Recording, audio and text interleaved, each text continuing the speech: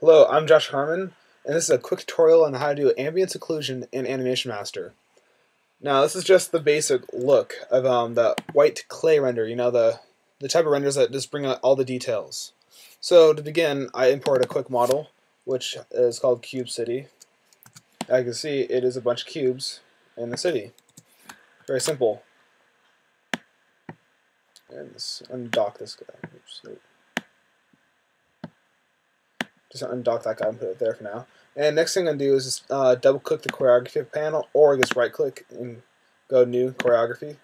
So a blank choreography. Hit the Cube City, drag it, put it on top, and voila, it's imported there. And okay, so everything's default right now. So I'm going to hit the Z key, hold shift, I'm going to zoom out, and it'll zoom out the camera with it. So now if you go to shaded view, you can see the whole city. And I'm actually going to dolly the camera backwards. Just go into the side view and dolly it out. So we have the whole Cube City. Now, next thing I'm going to do is delete all the lights. So I'm going to drag all the three of those, hit delete, and click yes. So as you see, it looks like we have a light, but that actually is just the front time real-time light that you'll see. If you render it, it's all black. Now do a quick save. Next thing you need to do is click make sure everything's not selected, block that. Click nowhere, or click right here where it says choreography, make sure it's highlighted. Go over where it says global ambience type, go to none, switch to global color, open up the little triangle. Ambience intensity is at 100%, which is good. Ambience occlusion, go to 100% there. Now if you render right now, everything will just be pure white. The problem with that is we don't have ambience occlusion turned on in the camera panel. So we go to camera, and we're going to change it to Ambience Occlusion. See how it's off? Turn it on. Do a quick save. And I switch to multi-pass so it renders a little faster. 16 fast is fine. And you do a quick preview render. So take a bit longer because I calculate more. And there we go. It's rendering it that nice old clay look. And to give it that true white look, I'm going to go to camera, background, change the color to white. Do a quick save. And you do another render, and there we go, nice white render. And things to note about ambience occlusion: it gives great results for models in showing details, sort of a cheap way to do indirect lighting without using radiosity. But things to note: if I go to say make a grid real fast, so new object, plugins, wizards, grid, yeah, just basic grid, last settings I had. And zoom out, scale it up, nice and big. If I put that grid I just created, title it grid, I could put that right on top of there to cover the city. And if I try rendering now, everything's all dark. The way the ambience occlusion render method works is that all these materials, the surface, it shoots rays out of the surface.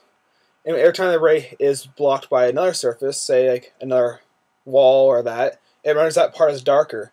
And if the ray goes straight to the sky or emptiness, it renders as white.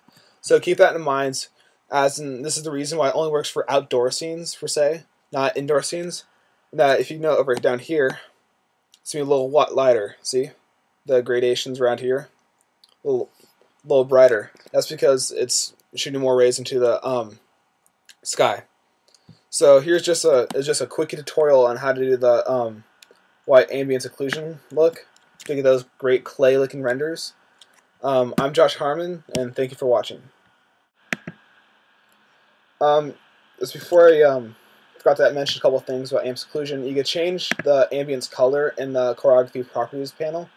Say I want it to be a blue scene, or just make it a little lighter. Nice sky blue scene. You won't notice anything right here, but if I do a render, you'll notice it's blue or tinted. Or if I change it back to white, I can change the intensity of it, of the effect of the ambience intent, the ambient light, and it'll have a less bright effect. It'll be darker overall. You see where the plane is. That plane should be pure white. Or if I change that back and go to the next one, ambience occlusion, and change that down, it'll be less of Ambience Occlusion rendering working on, and less of the effect. See how it's lighter? It should be darker. And you can play these settings to optimize your scene. Another thing to note, which I forgot to mention earlier, was Ambience Occlusion in the render options in the camera properties panel. The sampling rate. If I change it to 50, which it is at right now, it's very high and very low grain. But the problem with that is it takes longer to render.